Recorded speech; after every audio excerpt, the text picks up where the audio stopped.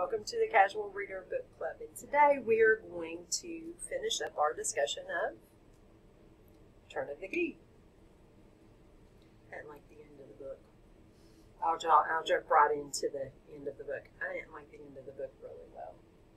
Is it just because of the ambiguity of knowing what happened at the very end, or? Yes. Well, there's that, and I felt like in the last 30 pages, they just kept throwing all of these different things at you that you didn't really get a good indicator that there was something else coming. Or I didn't. Normally you have a little bit of a lead in if your character isn't who she represents to be. And on this, I even went back and looked in spots where I thought, well, maybe there was something.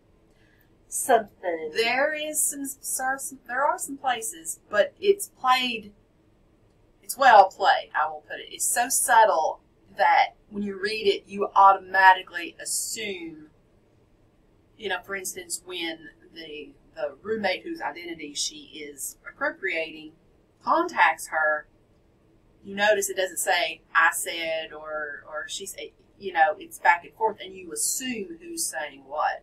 Yeah. So I thought that was really well done. And there's the things like the difficulty with the driver's license, which you assumed it was because she just didn't have a license, but she could drive. She had a license, but it was in the wrong name. Yes, and I'm okay with surprises, but this one, again, that was the least of the surprises. Yes. There's a lot of nasty little surprises in there. But I thought all the rest of them, none of them, they were punches, yes, but I didn't feel any of them that the ground wasn't laid for them. Oh, no. I guess I like a more clear ending to a book. In this one, there wasn't a clear ending to the book. I was finishing it up, and as I was finishing it up, I was sitting there, it was on 93%, and I'm like, okay, I'm not going to like the ending of this book clearly. Because there wasn't enough time to tie it up. Well, not everything should be tied up. I read for a stress release, not to stress me out more. The end of this book stressed me out more. And I'm like, I would like to know. Did she? Did she not? Did she get out? Did she not? Did she throw her sister under the bus or not? At least we know she didn't push the other sister out the window. Oh, that's good. Yes. I assumed that since the letters were hidden, and it's sometime later that they are found, she didn't give them to anybody, that she took the blame. She went ahead and took the blame, possibly even died, which would be why, later, maybe after her execution, they found the letters. No. I think that would be an awful hard choice to make for people you don't know.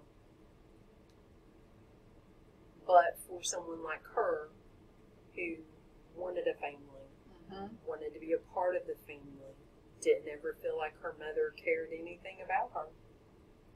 And who had grown very attached to those girls, even though she had a stressed relationship with them. They were her sisters, and she was very attached to them, particularly the one she was covering for. That was the one that she woke up and she was sleeping on her legs, and and everything. And when she finds out, why the other girl died, I guess she thought, oh my. But it all stems back to the horror story that was the father.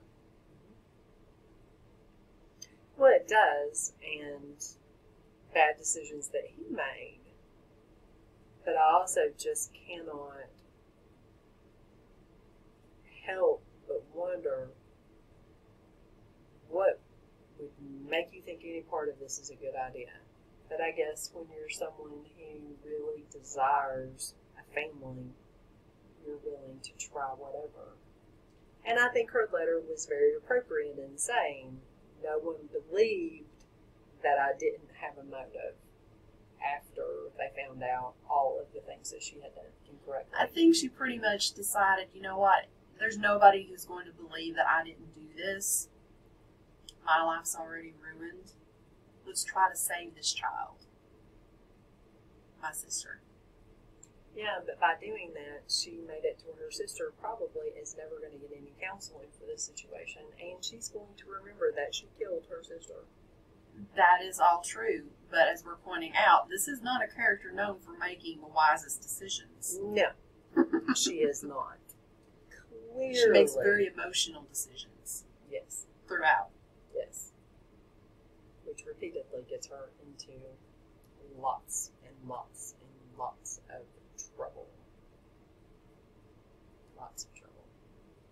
And the other thing is, too, like when she sees the window open and she goes over to it and she remembers closing it, and then all of a sudden she's in a panic to see the children. I couldn't figure out what brought that up, because she didn't look out the window and see the little girl laying there.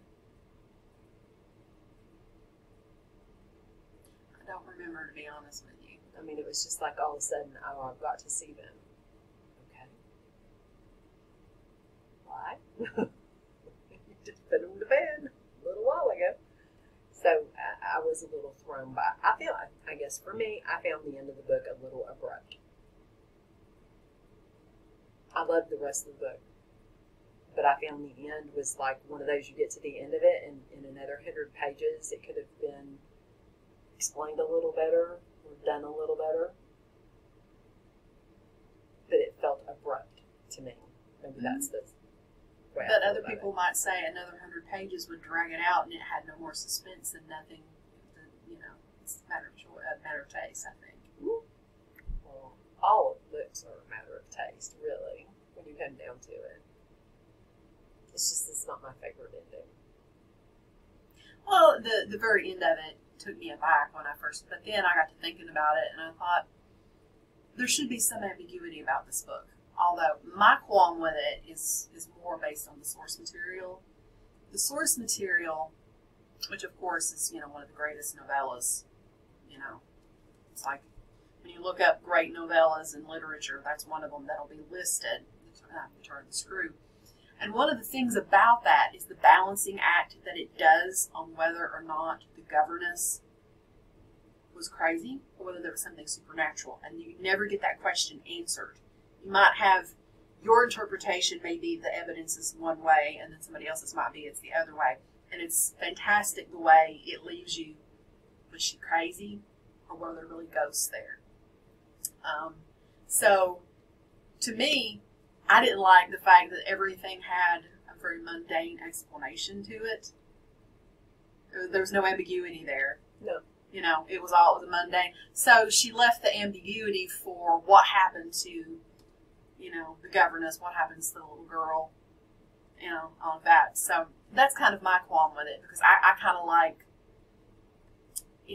the way that James, keeps it on a knife's edge, that you could go either way so easily on whether that there were ghosts actually at the place that were possessing the children, and that she actually, the governess, is responsible in The Turn of the Screw for the death of one of the children. But depending upon your interpretation, you could say she was crazy. She doesn't intend to hurt the child. She's trying to basically get rid of the evilness within him. And so either she's a little bit Fruit Loops, or there was evil there was a ghostly presence there that, that when it lifted, the child died. And you don't know which one it is. Now, most modern interpreters probably would fall on, she was a bit crazy. Unless you believe in the supernatural. But, in the fictional world, that's not reality, so, it's my money, you could fall down on either side.